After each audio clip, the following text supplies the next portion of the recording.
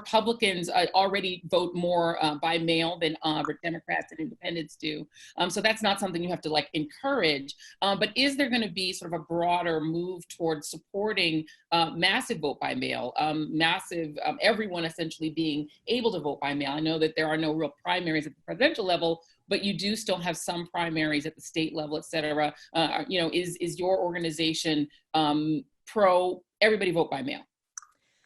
Actually, Republicans have traditionally been primarily vote in person folks, and we've seen that across congressional elections throughout time. We actually just saw national data that 80% of Republicans prefer to vote in person. So our voters have a lot of concerns about ballot integrity and making sure that the person who has filled out and returned the ballot is registered to vote, is the person that they say they are.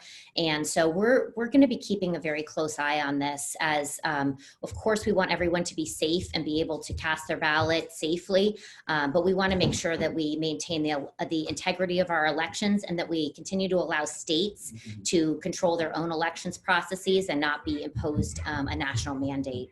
What we're showing here is some data that shows you that the support for vote by mail has risen among all voters, except for Republican men, interestingly. But Republican women are very supportive of vote by mail. People want vote by mail as an option. But we're going to have a lot of challenges.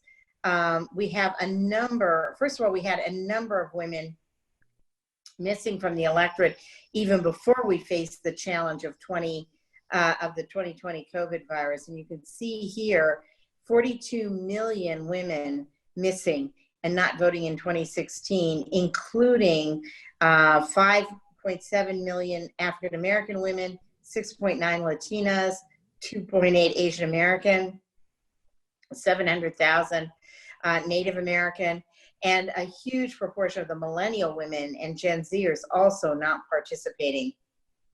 Now we hit COVID virus, and we see women really overextended, not getting registered to vote, and a lot of challenges to participate even before we get to vote by mail.